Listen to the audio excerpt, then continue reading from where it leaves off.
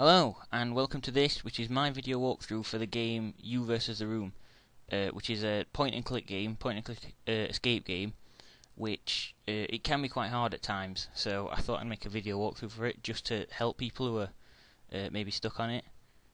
So yeah, let's start the game. Right then, I will just click off the music because it kind of annoys me, and click the sound off. All right then, let's start it.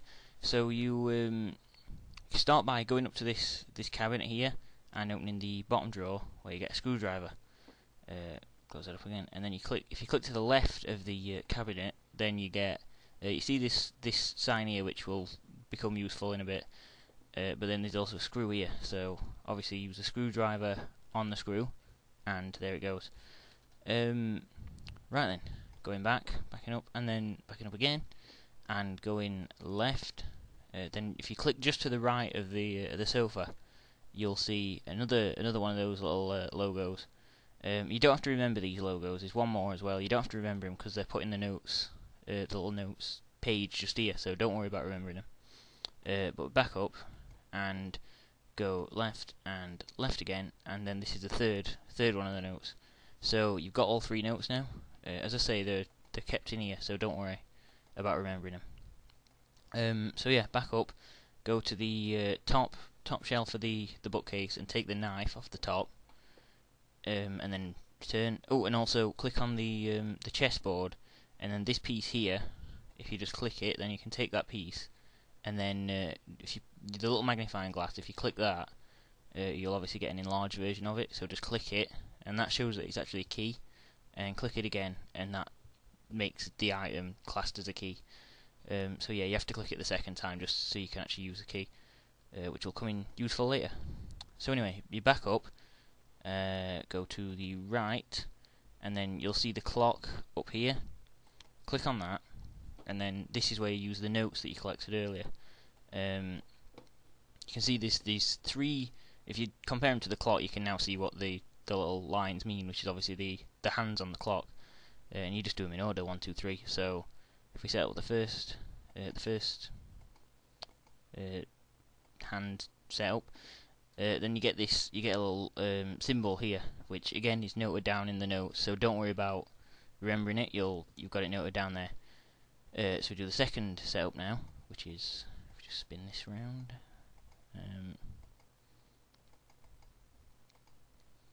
Yeah, and again, all these sequences and stuff change every game, so you can't really just copy the ones that I've done.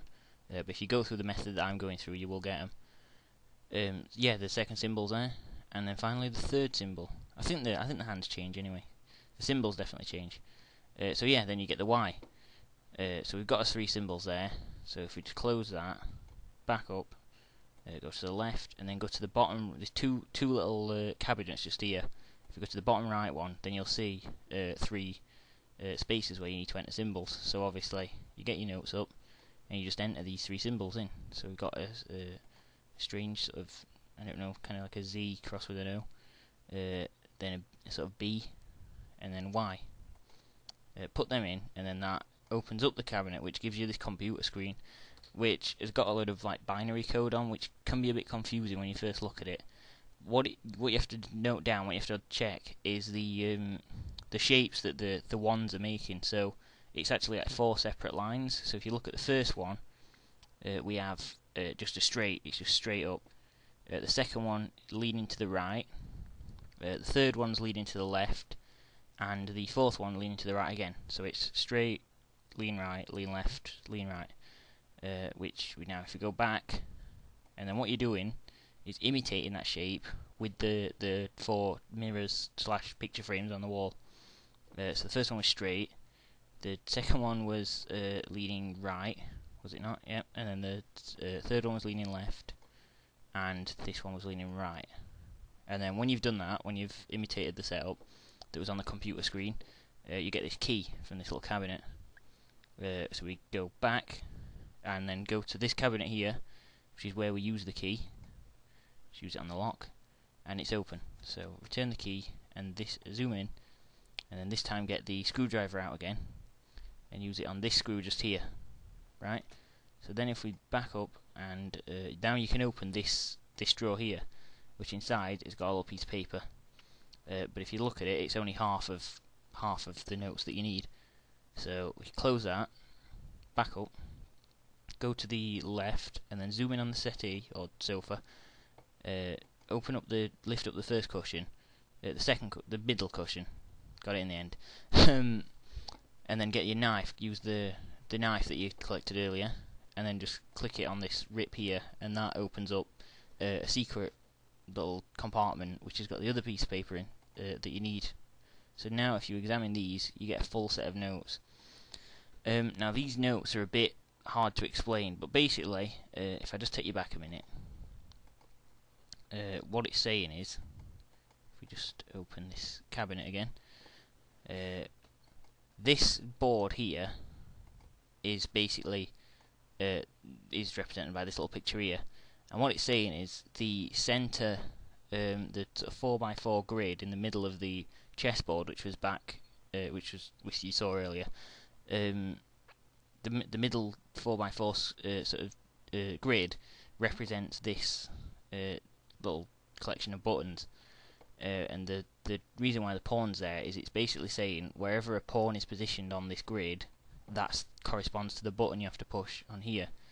So I'll show you what I mean now. If we just go back and back again, and then we go right, and on the chessboard, now if you look, I'll just get the notes up again. The 4x4 grid on here will be, it starts there, and it goes down here, then across to there, then up to just there, and then back to where we started. So the pawns on here, there's one there, which would be just there on the grid. Then there is one there, which will be here on the grid. There's one there and there, which are obviously just there and there on the grid. And then finally one in the bottom corner, which is just there on the grid. So you have to remember those positions on the grid, and then go back and over here, zoom in on the cupboard, just get rid of that, use the key again, and then just push the correct buttons corresponding with where the pawns were on the grid. So it would be, there was one there, there was one there, one there, and one there, and then one there. And that opens up this box which has got a stencil in. You then go back, and then back again, and then to the right and to the right, and on this sign here you have to place the stencil, which then, if we just put it on top in the right place there, then reads, to open the hidden chamber on the piano, play decade. And what it means by decade is basically just use the notes on the piano to spell out the word decade. So use this key, the chess piece key that we got earlier, to open the piano. Put it back, zoom in on the notes, and then if you don't know the notes on a piano, it's got it written down. So you just go D, E, C, A, D, E, and there we are. And then you get this bullet in the secret compartment. So go back, and then what you have to do is, if you go down to this cabinet here, which has got a number, it's next to the previous cabinet, but this one's got a number combination on, and then use the magnifying glass with the bullet again, and you'll zoom in and see that the bullet says a 3-digit code on it, which in this case is 631. So you transfer that code onto the little numeric lock on the cabinet, which is, so you go 6, 3, and 1, and then to move that out of the way, we get a gun. But it's an unloaded gun. So surprise, surprise, you put the bullet in the gun. Zoom in on the gun, like so, then select the bullet, and just click it on the gun, and there you have a loaded gun. So now go to the door and look through the little letterbox sort of thing.